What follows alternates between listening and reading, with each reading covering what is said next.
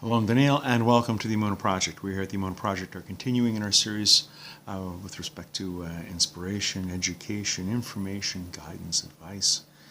And the last couple of videos, we've been talking about the Machlokes, the dispute of Korach V'dosov, Korach and his followers and his congregation, his group.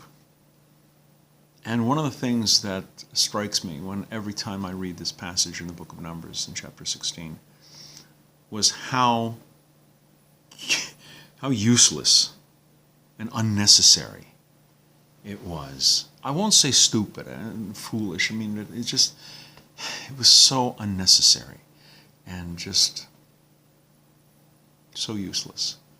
So, this is not just a story from 3,500 years ago. This is the Torah speaks to us. The Torah speaks to us here in our time. God is speaking to us. What is the Creator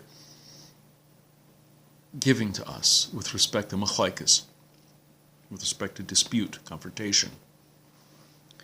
And, in my view, an unnecessary argument. How do we avoid unnecessary arguments? What can we do to avoid unnecessary quarrels and disputes? As so often happens, I turn to the wise words of the Vilna Gaon. And in addressing this issue, avoiding quarrels, arguments, especially useless ones, the Vilna Gaon writes, even if someone has done something wrong to you, this is somebody who's wronged you, even if someone has done something wrong to you, before entering into an argument with him, think of the outcome you are striving for. Think of what you're trying to accomplish. Think of the outcome you're striving for. If there will be no practical benefit from your argument, avoid it.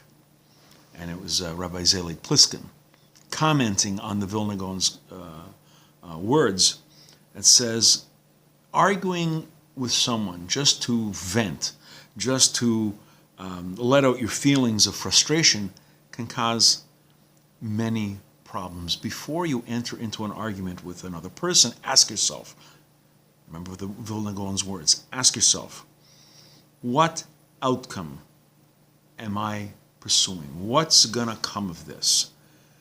Say only those things that are likely to help you reach the outcome you desire. If you want this to be the outcome, don't say anything that's not going to go toward that outcome. Choose your words wisely and few words. Say only those things that are likely to help you reach the outcome you desire. Be careful not to make remarks that will cause pain or lead to anger. When you want someone to see your point of view, be polite. Listen to what he has to say. This will usually, Bezras Hashem, God's help, this will usually motivate the other person to reciprocate and hopefully give your side a fair hearing. Whenever you become involved in a needless argument, you're already in. You can't help it, you're sucked into an argument. Whenever you become involved in a needless argument, use it as a learning experience to know what to avoid saying in future encounters. We can learn from almost anything. If nothing else, if something bad happens, if it's a disaster, and it's just you make a total hash out of it, okay, at least I'll use this as an adverse example. I may make other mistakes, but I'm going to try not to make this mistake again. The way I got sucked into this argument, the way I let my temper get away with me and I said something that was hurtful, didn't benefit anybody. I just wanted to put in a zetz. I wanted to give him a verbal smack. I wanted to fight back. No. Be cool-headed. What am I hoping to accomplish? And then keep your eye on the ball.